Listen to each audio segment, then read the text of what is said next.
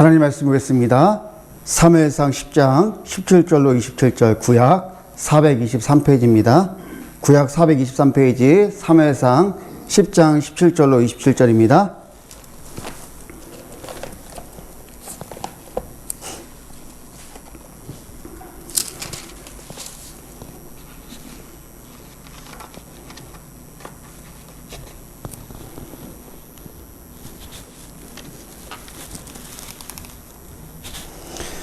구약 423페이지 사무엘상 10장 17절로 27절입니다.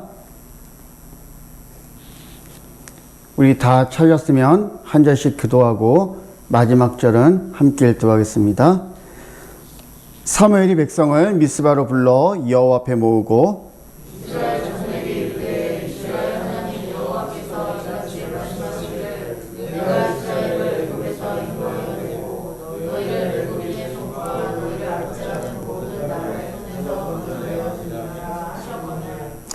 너희는 너희를 모든 재난과 고통 중에서 친히 구원하여 내신 너희 하나님을 오늘 버리고 이르기를 우리 위에 왕을 세우라 하노도다. 그런즉 이제 너희의 지파대로 1000명씩 여호와 앞에 나오라 하고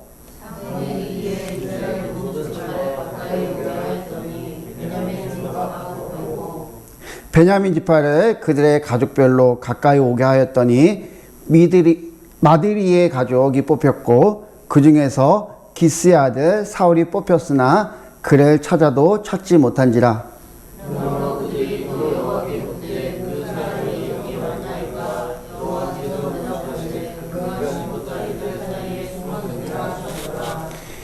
그들이 달려가서 거기서 그를 데려오매 그가 백성 중에 선이 다른 사람들보다 어깨 이만큼 컸더라.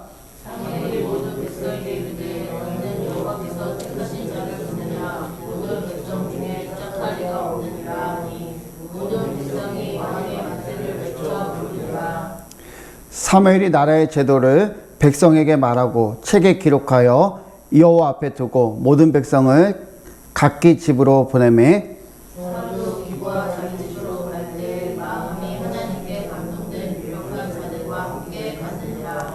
27절 말씀 같이 읽겠습니다. 어떤 불량배는 이르되 이 사람이 어떻게 우리를 구원하겠느냐 하고 멸시하며 예물을 바치지 아니하였으나 그는 잠잠하였더라. 아멘. 이 시간은 차고 넘치는 이라는 제목으로 여러분들과 말씀을 나누고자 합니다. 말씀을 나누기 전에 미국 LA에 있는 산타모니카 비치 영상을 함께 시청하도록 하겠습니다. 뒤에 불 좀 꺼주시기 바랍니다. 우리나라에 월미도 같은 곳이 이 미국의 산타모니카 해변입니다. 텍사스 샌 안티오니아에 오크 힐스 교회가 있습니다.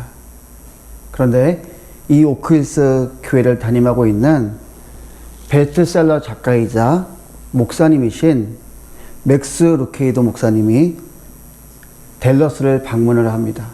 그리고 거기서 말씀을 전한 내용이에요. 맥스 루케이도 목사님은 텍사스에서 태어나셨다고 합니다. 그런데 어린 시절에 바다를 한 번도 본 적이 없으셨대요. 기껏해야 동네 연못 본 것이 전부였다고 합니다. 그러다가 10살이 되던 해에 삼촌이 살고 있는 캘리포니아를 방문을 하게 됩니다. 삼촌은 바다를 구경 못한 어린 맥스를 데려다가 태평양이 보이는, 조금 전에 영상을 보았던 그 산타모니카 해변으로 이 어린 맥스 루케이도 목사님을 데리고 갔던 거예요. 이 맥스 루케이도 목사님은 넓은 백사장과 끝없이 펼쳐진 태평양 바다를 보고 그만 넋을 잃고 말았어요. 1000번을 뛰어들어도 파도는 1000번을 받아주었습니다. 맥스를 가장 감동시켰던 것은 아까 영상에서 보았듯이 아이들이 좋아할 만한 산타모니카 해변에 설치되어 있는 놀이기구가 아니었어요. 또 밤에 화려하게 또 아름답게 빛나는 놀이기구의 불빛도 아니었습니다. 맥스 루케이도 목사님을 가장 감동시켰던 것은 끊임없이 밀려오는 파도였다는 거예요. 그 많은 물이 대체 어디로부터 오는지 계속해서 맥스에게로 밀려왔습니다. 한참을 그렇게 물끄러미 쳐다보는 맥스는 삼촌을 보면서 이해할 수 없다는 표정을 지으며 말을 합니다. 삼촌, 파도가 계속 밀려와요. 맥스는 충격을 받은 듯 했어요. 그때 삼촌이 질문을 하나 합니다. 맥스, 너 그거 아니? 뭐요? 오늘 밤에 와도 파도가 계속 밀려온단다. 맥스는 말도 안 된다는 표정으로 말을 합니다. 농담하지 말아요. 어떻게 그렇게 많은 물이 있을 수 있어요? 말도 안 돼요. 삼촌은 또 물어봅니다. 맥스, 너 그거 아니? 숨쉬기도 힘들 정도로 흥분한 맥스가 뭐냐는 표정을 지어 봅니다. 1000년 전에도 이 파도는 똑같이 밀려왔단다. 눈이 희둥그레진 맥스는 입을 다무지 못합니다. 맥스의 마음을 아는지 모르는지 삼촌은 또 한 가지 신기한 것이 있다고 말을 합니다. 맥스, 너 그거 아니? 또 놀랄 일이 남았느냐는 표정으로 맥스는 삼촌을 쳐다보아요. 우리가 다 죽고 난 1000년 후에도 이 파도는 계속 밀려올 거야. 맥스는 그것이 어떻게 가능하냐 듯한 표정으로 넓은 태평양에서 밀려오는 파도를 넋을 잃고 쳐다보았습니다.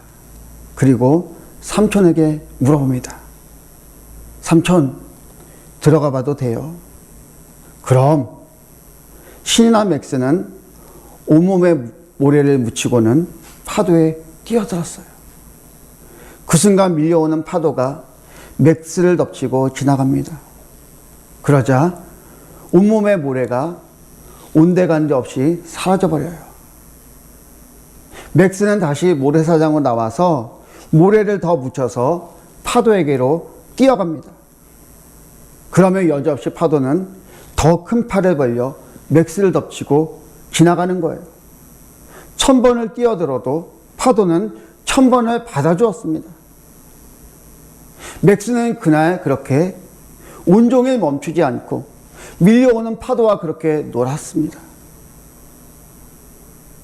자기 어릴 적 경험을 신나게 또 한참을 이야기하던 루케이드 목사님이 잠시 침묵하셨어요. 그리고 성도 한 사람 한 사람을 쳐다봅니다. 침 넘기는 소리조차 크게 들릴 정도로 예배당이 조용해졌을 때 그는 이렇게 말을 합니다. 하나님의 은혜는 이와 같습니다. 1000번을 넘어져도 우리를 향해 다시 밀려옵니다. 그 순간 마치 그 큰 예배당에 하나님의 은혜의 파도가 정말 밀려오는 것 같았다는 거예요. 모든 성도들이 그 은혜에 압도되었어요. 여기저기에서 흐느끼는 소리가 들렸습니다. 우리는 무엇보다도 우리가 하나님께로부터 어떤 은혜를 받고 있는지 알아야 돼요. 지금 우리에게는 하나님의 은혜의 파도가 계속 밀려오고 있어요. 우리는 은혜의 파도 앞에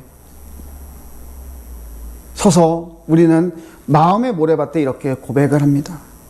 하나님, 제가 지난주에 또 넘어졌. 말이 끝나기도 전에 하나님의 용서의 파도가 우리를 덮치고 지나가는 거예요. 하나님, 제가 지난주에 죄를 지었단 말, 다시 하나님의 은혜 파도가 우리의 말이 끝나기도 전에 우리를 씻기고 지나가는 거예요.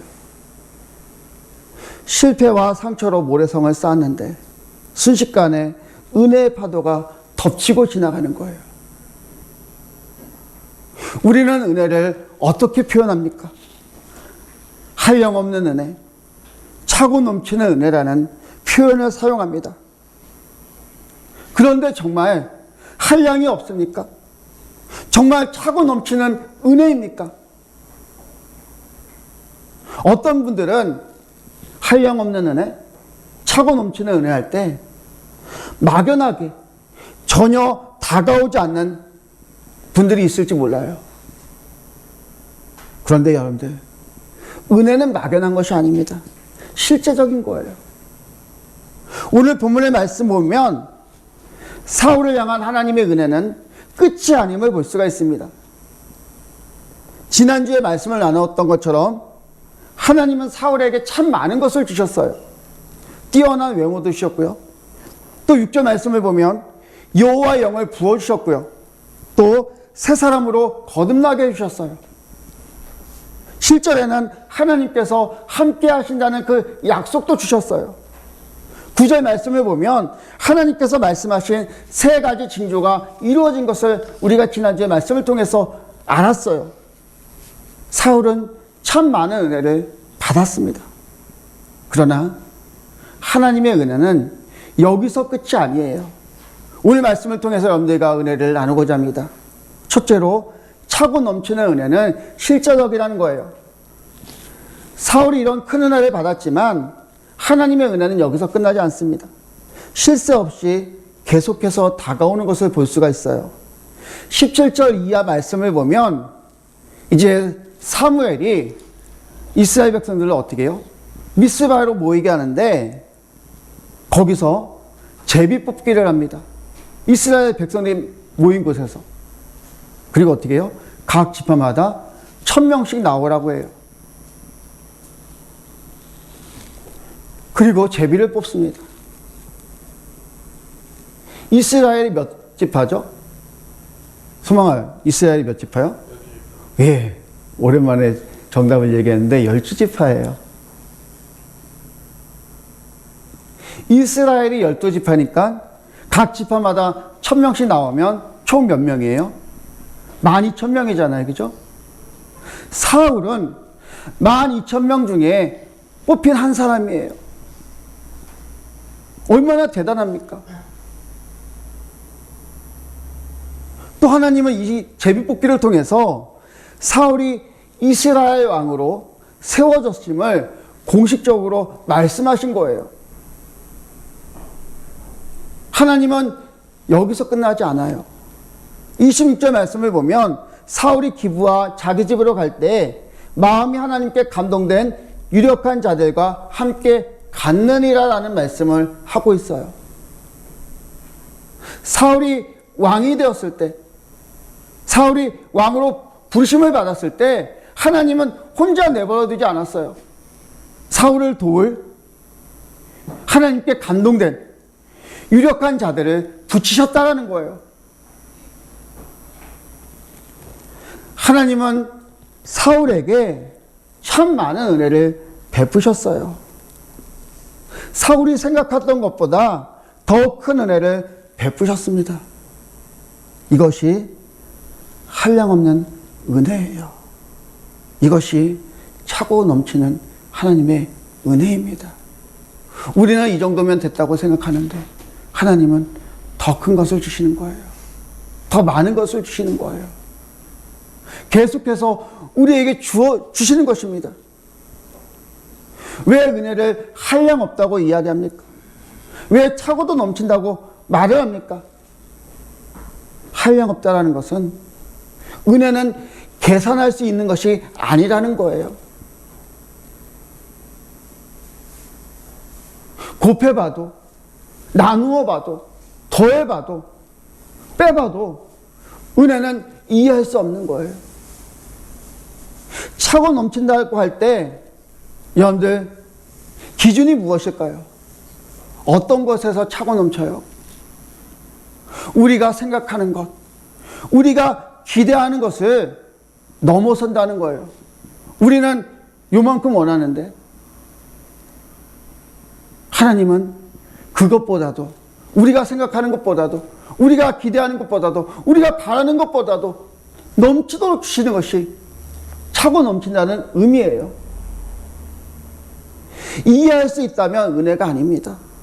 가늠할 수 있는 크기라면 은혜가 아니에요. 예상했던 반응이라면 은혜가 아닙니다. 머리로도 지식으로도 경험으로도 이해되지 않는 것이 우리를 향한 하나님의 은혜예요. 이처럼 사울에게 베푸신 하나님의 은혜는 우리에게도 동일하게 임하고 있어요.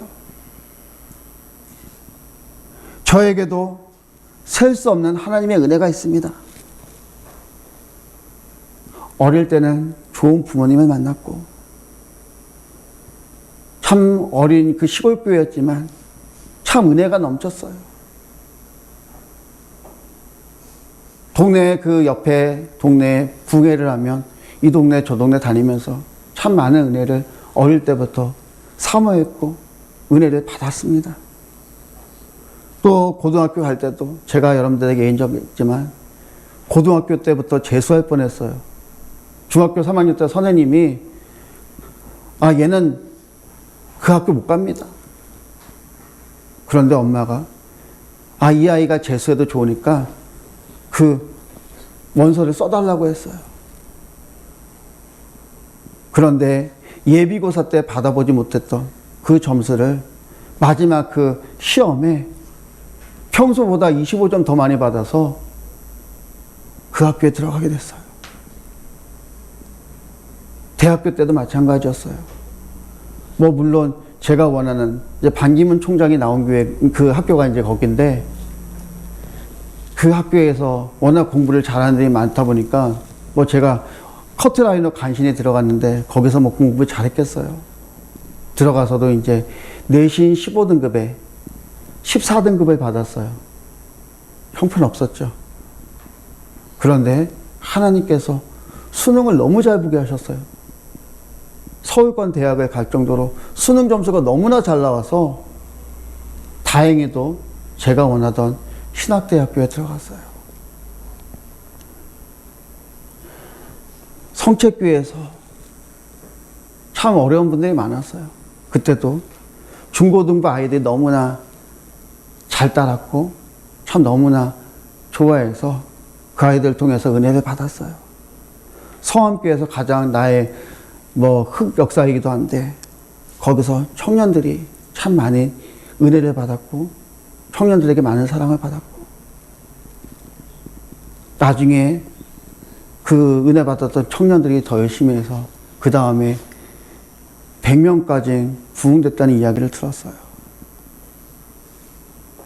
서울세관교회 갔을 때는 담임 목사님도 많이 이뻐해 주셨고 또 많은 성도님들을 통해서 저에게 하나님의 은혜가 어떤 것인지 알게 하셨어요. 제가 며칠 전에 이제 제가 영찬이 때문에 요즘에 정신이 멍해요. 그래서 제가 회사에 가서도 너 왜 이제 설계하는 제 사수분한테 너 왜 자꾸 까먹냐라고 할 정도로 제가 요즘에 정신이 나갔어요.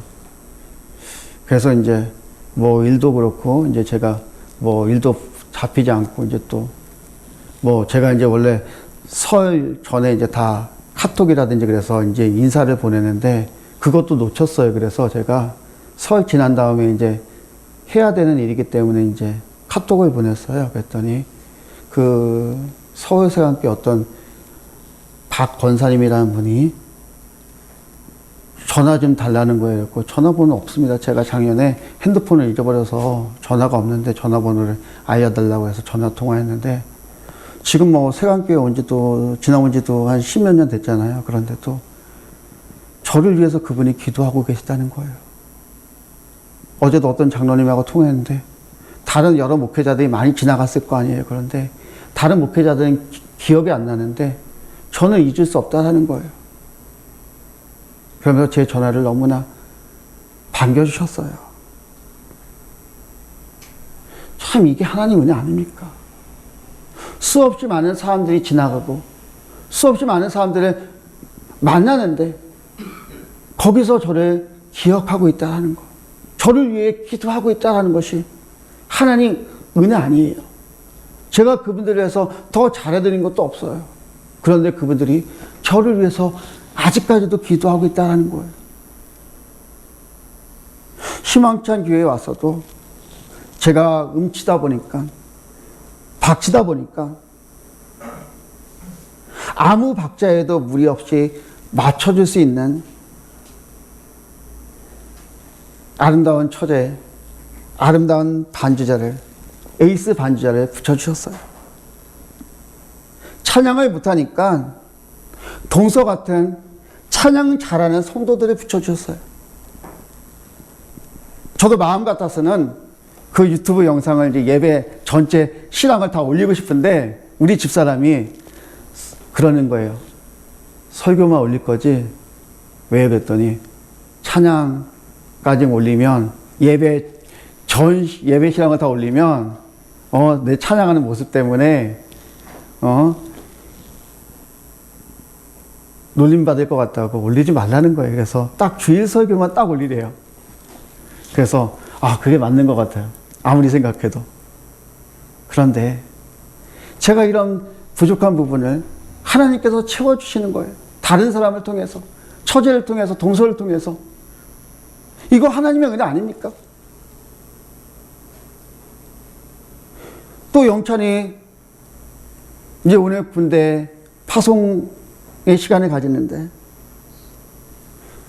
영찬이가 말은 많이 없어요. 엄마가 말을 많이 해도 적은 말을 잘 안 해요. 그런데 영찬이를 보면 묵묵히 아빠에게 힘이 되어줘요.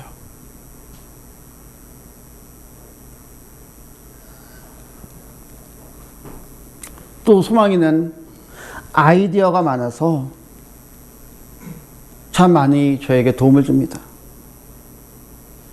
또 희망찬 교회 공식 유튜브가 이제 지난부터 이제 생기니까 제일 먼저 구독을 해주고 좋아요를 눌러줬던 사람이 있어요. 누굴까요? 지혜와 담비였어요. 너무나 감사했어요. 내가 시키지도 않았는데 아이들이 알아서 구독해주고 눌러주고 좋아요 누르고. 우리 아이들 모두 저에게는 보물 같은 아이예요. 영찬이, 소망이, 지혜, 담비. 하나님이 이 작은 교회를 잘 섬기라고, 나에게 힘내라고 하나님께서 저를 응원하기 위해서 보내주신 아이들이라고 생각을 해요. 그러니까 저에게 너무나 보물 같은 아이들이에요.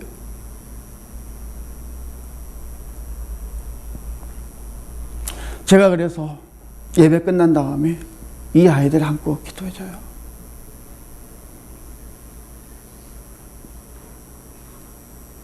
이 아이들 축복해 줍니다.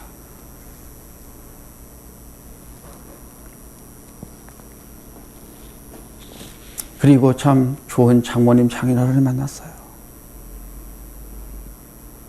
그리고 마지막으로 뭐니 해도 가장 큰 은혜는 제 아내를 만난 거 아니겠습니까?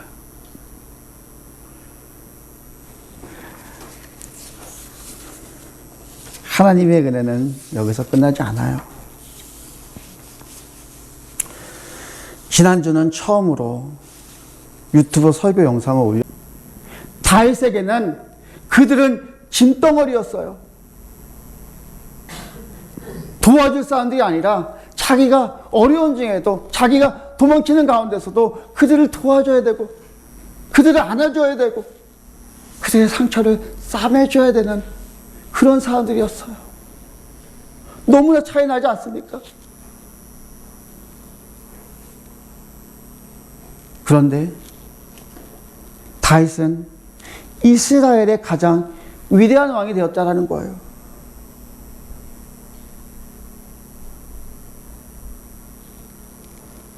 다윗은 은혜에 감사하는 삶을 살았고 믿음으로 순종하는 삶을 살았던 거예요.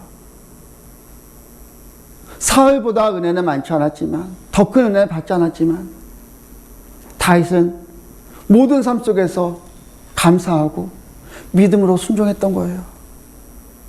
다윗은 하나님께서 주시는 은혜를 시편 23편에서 찬양하고 있어요.